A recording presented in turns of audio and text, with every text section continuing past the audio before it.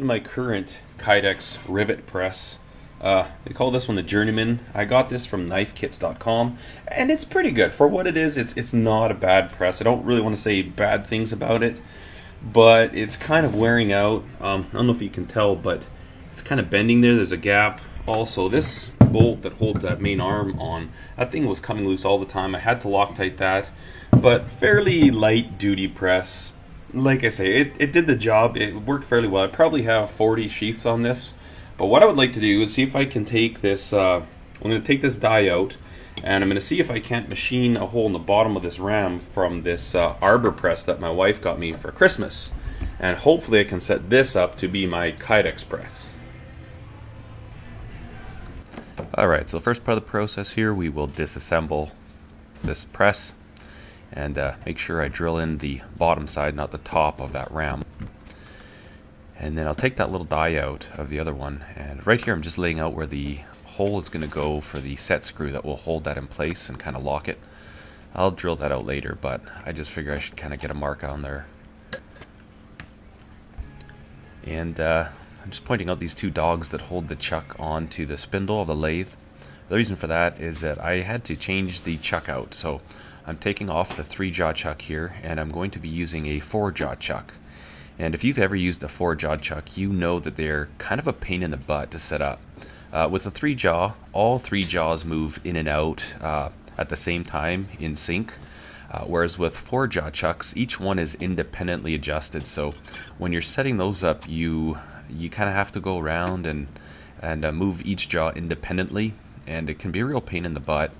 And usually you end up finishing it off with a dial indicator to make sure you have really nice, make sure the piece is centered in the lathe. So you kind of see every time I move one of those put my key in there and adjust it, it only moves the one jaw. And so this is why I'm going around adjusting, and kind of getting everything all eyeballed close. And then after that, I'll use a dial indicator on a magnetic base there. And I ended up setting this one to within 5/1000ths of an inch on all 4 sides, which isn't super precise, but for what I needed to do, I figured it was good enough. It's running nice and true. And then I was kind of concerned about this thing being hardened, and it turns out it's just case hardened. So I actually ended up breaking several center drills when I tried drilling into the outer part of this metal, but I ended up using the end cutter from my milling machine, and that ended up cutting through the outside quite easily. And then once I was in there, I was able to drill out the center part, because the center part wasn't hardened. Again, this was just a case hardened ram. And then we're just drilling the hole for a set screw there. We'll tap that out to 1/4 And then the hole that I drilled was actually a number 7, which gives you about a 75% fit, I think, with the 1/4" 20. So we'll tap that out, deburr that hole, and I'm also going to take a little piece of sandpaper on my Fordham just to get rid of any burrs on the inside, so that that little piece, that little die or whatever, well, the little punch will slide in and out. And now we are ready to reassemble. It doesn't show up too well, but I'm just adjusting these side plates that add friction to the ram as it goes up and down. And that just allows you to adjust the slop and the play in the ram. If it's too tight, obviously it'll bind in there, but you don't want it so loose that the ram can wiggle around. So just kind of get that set and lock everything down. And then we're going to lay out where we want the bottom die to go. And I'll just put some Sharpie on there, and not pressing too hard, but I'm leaving a mark with the point of that, the part that I put into the ram of the press.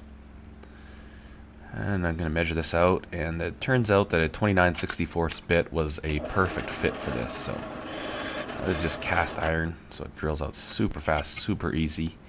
And again, with cast iron, it's, chance of it grabbing is very little. You can see it kind of comes out like powder there.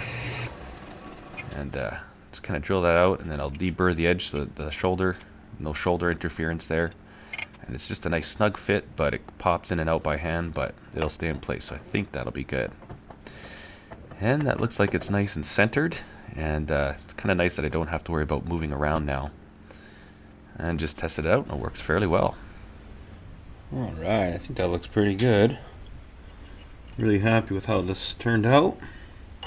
And again, I can simply, without doing much to this arbor press, I can just undo the set screw, pull this out, pop this out, and it's back to being its good old-fashioned arbor press again. But I'm pretty sure the only thing I will be using this for is for Kydex. So, whoops.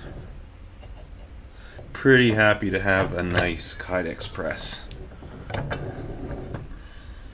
Thanks for watching, guys. Cheers.